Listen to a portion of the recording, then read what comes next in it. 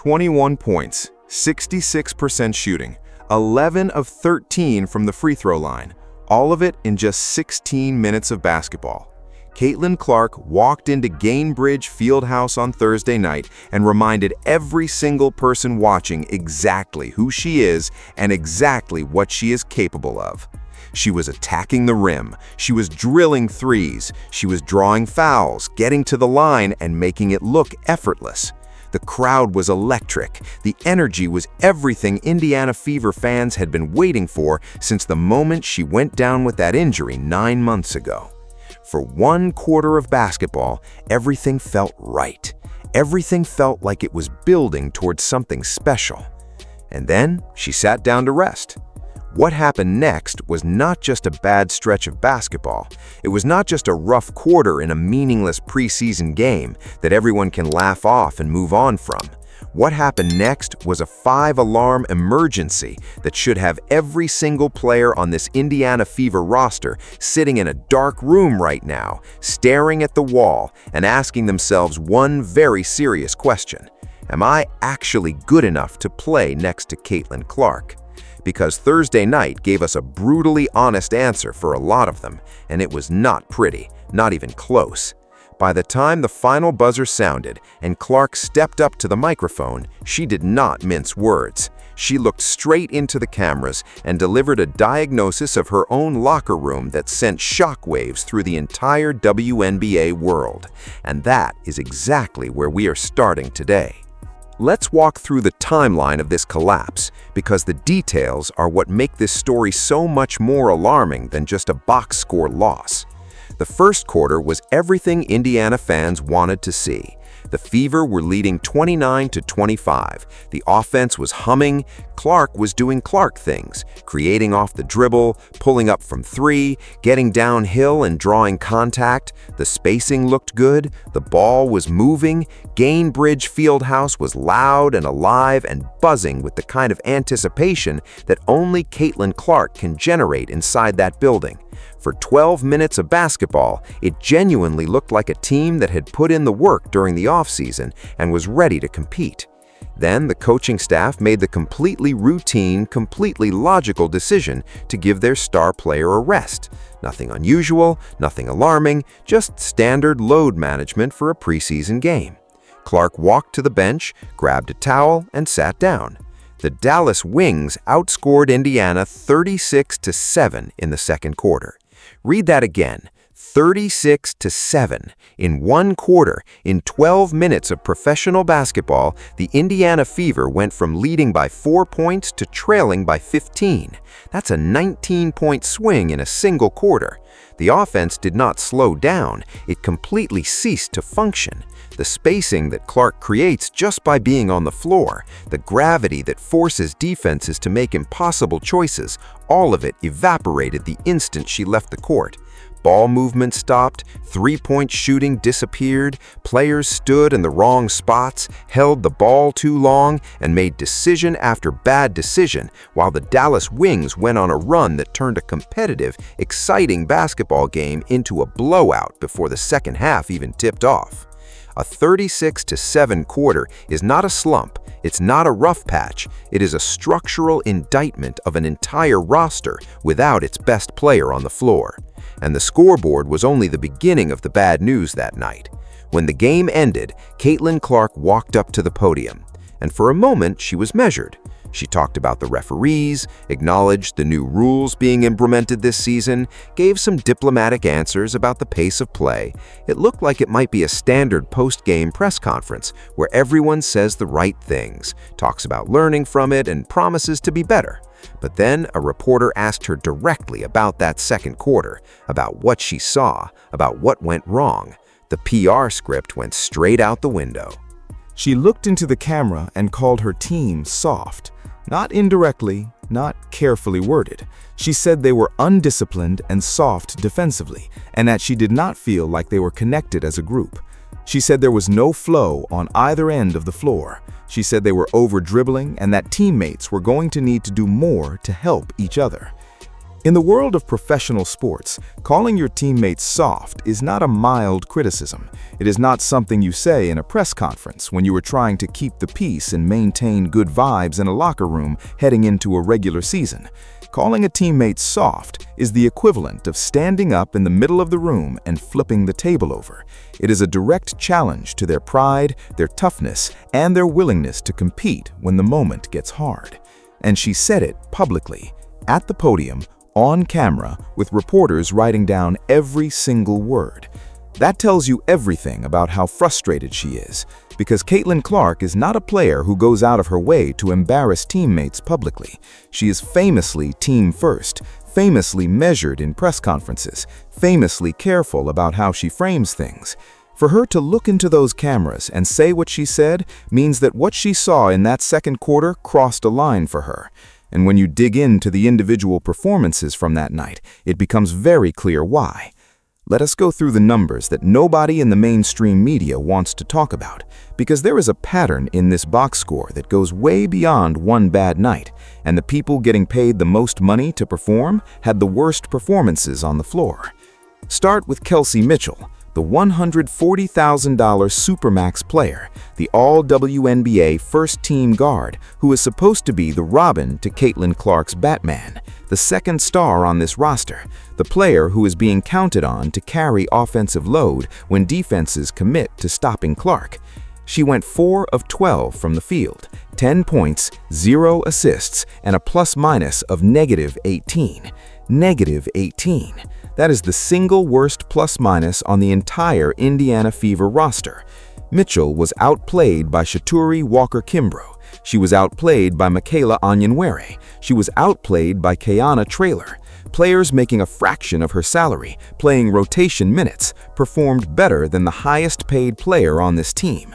When your second star is your worst performer by plus-minus in a blowout loss, you do not have a bad night, you have a problem.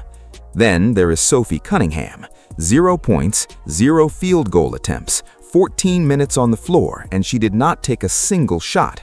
She was a -16. Now contrast that with what Cunningham did just 5 days earlier against the Liberty.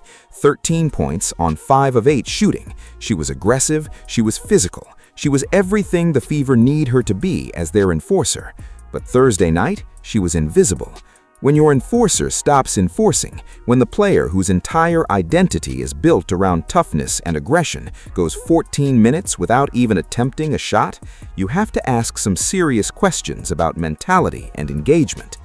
Monique Billings, 1 of 5 from the field, 2 points, -11 in 21 minutes, 0 offensive rebounds, 0 blocks. She was brought in specifically to provide a physical presence in the paint, to bang bodies, to grab boards, to protect the rim. In 21 minutes against Dallas, that physical presence was nowhere to be found. Derica Hamby went 2 of 11 from the field, 18% shooting, 11 shot attempts, and she converted 2 of them. 7 wasted possessions from a veteran player who should have the experience and the basketball IQ to know when not to force contested shots she has shown repeatedly she cannot make. Raven Johnson showed her defensive value. 5 assists and 5 steals are genuinely impressive numbers, but she shot 1 of 3 and scored only 3 points. In a game where the offense was already drowning, the point guard being a complete non-factor in scoring put an impossible amount of pressure on everyone else. Here is the part that should concern the Fever front office more than anything else in this box score. The players who actually showed up and competed were Michaela Onyenwere, Kiana Traylor, and Temi Fagbenle. The young players, the deep rotation players, the ones making the minimum and fighting for their spots on the roster. They outperformed the starters. They outperformed the veterans. They outperformed the players making Supermax money. In professional sports, when your most expensive players are getting outworked by your cheapest players in a meaningful performance evaluation game, you have a culture problem that goes deeper than X's and O's. Now, let us talk about the tactical reality of what Dallas did and why it exposed Indiana so completely. Because this was not some genius defensive scheme that nobody could have anticipated. It was actually remarkably simple. Midway through the first quarter, the Dallas Wings coaching staff made one single adjustment.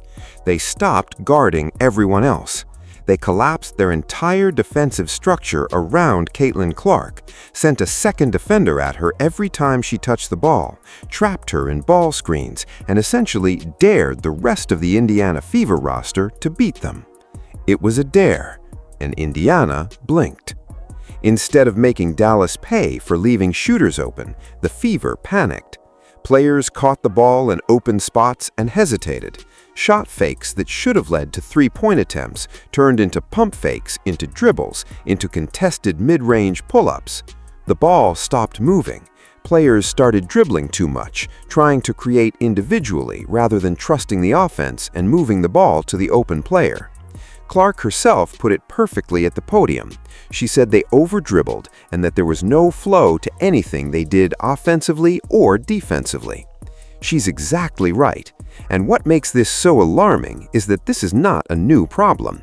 This is the exact same thing that happened at Stretch's last season. The moment a defense takes Clark away with two defenders, the rest of the Fever have to be ready to execute within the offense and punish the coverage. If they cannot do that in a preseason game against a Dallas team that just lost their best player, what happens in May when every team in this league has a specific game plan designed to isolate Clark and take the ball out of her hands? The answer to that question was on full display Thursday night, and it was 36-7. You cannot fully understand how bad this situation is without looking at the other side of the court and what was happening with the Dallas Wings.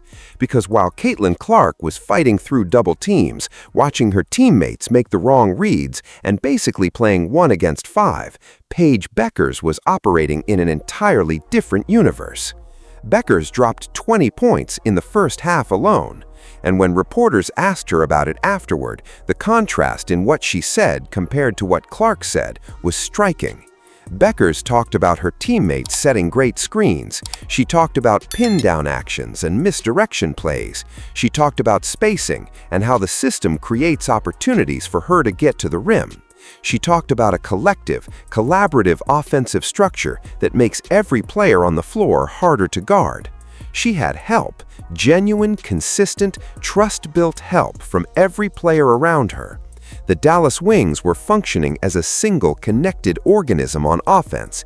Every player knew their role, every player executed their responsibility, every screen was set with intent, every cut was made on time, and because of that, Bueckers was able to operate at a level that looked almost effortless, even against a team that came in wanting to prove something. Clark, on the other hand, was essentially on an island. The traps came, the help was slow, the offense had no connective tissue without her touching the ball and making decisions. Her teammates were not making it easier for her, they were making it harder.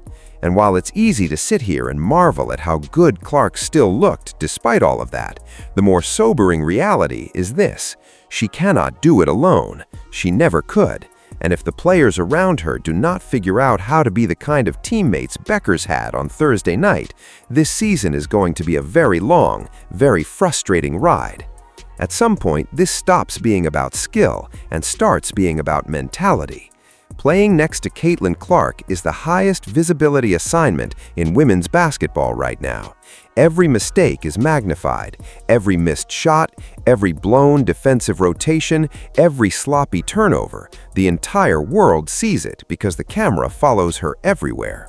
If you cannot handle that pressure in a preseason game, what exactly is going to happen when the playoffs arrive and the stakes are real? That question deserves a serious answer from every player in that locker room, because Clark is not going to lower her standards. She proved that at the podium Thursday night. The only question is whether her teammates are willing to meet her where she is. And just when it seemed like the story could not get any worse, it did. Because midway through Thursday's game, Clark took a hard foul and went to the bench favoring her leg. She was seen rubbing her knee on the sideline, and the training staff was around her quickly. For a moment, there was genuine concern rippling through Gainsbridge Fieldhouse, the kind of silence that falls over a crowd when something might be seriously wrong with the player they came to see. After the game, a reporter asked her directly what happened. Her answer should send a chill through every Indiana Fever fan in the state. She landed hard on her kneecap. That is what she said. She landed on her kneecap really hard. And look, to her credit, she said she felt fine. She stayed in the game. She finished with the numbers she finished with. There was no indication of anything serious going on in the immediate aftermath. But given the injury history, given the 9 months of rehab that this entire franchise just watched her grind through to get back to this moment, any kind of contact on the knee is going to be treated with extreme seriousness, and it should be. Because here is the brutal mathematical reality of this Indiana Fever roster right now. Without Caitlin Clark on the floor, this team, as currently constructed, does not function. We saw it in real time. The moment she sat down, 36 points scored against 7. That is not hyperbole. That is not media hot take exaggeration. That is what the scoreboard said. The entire offensive geometry of this team is built around her gravity. Her presence forces defenses to make choices they do not want to make, and those choices are what create opportunities for every other player on this roster. Remove that gravity, and you have a team that cannot score, cannot space the floor, cannot create, and cannot compete against a Dallas Wings squad that is not even considered a championship threat this season. If Clark misses meaningful time, this team does not just struggle, it disappears. In fairness, and fairness matters, Thursday's game was played without 3 key contributors that would dramatically change the calculation of what this roster looks like. Aaliyah Boston did not play. Lexi Hall did not play. Tanisha Harris did not play. That is not a minor footnote. Those are 3 rotation players whose absence fundamentally alters the identity of this team. Boston in the pick and roll is one of the most reliable offensive weapons in the entire WNBA. Her ability to catch the ball at the elbow, make decisions, and finish around the rim takes enormous pressure off Clark and creates a second decision-making hub that defenses genuinely have to account for. Hall is shooting 47% from 3, 47%, and floor spacers at that clip are rare in any basketball league at any level. Her presence stretches defenses and opens driving lanes that simply do not exist when she is not on the floor. And Harris brings the kind of defensive physicality and toughness that the Fever clearly needed more of in that second quarter when Dallas was making their run. When those 3 return to full health and the roster is whole, this is a completely different team. This is the team that pushed the Las Vegas Aces all the way to Game 5 of the playoffs last season. This is the team that is legitimately capable of competing for a championship if everything clicks and the roster stays healthy.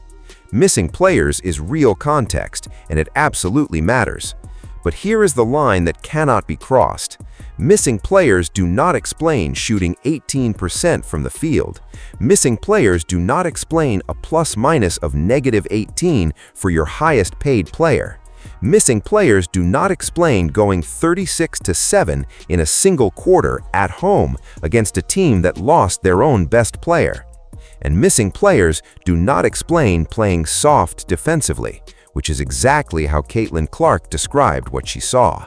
These are individual choices, individual performances, individual responses to pressure, and the individuals who made those choices and produced those performances need to look at themselves honestly, because excuses are not going to cut it from here.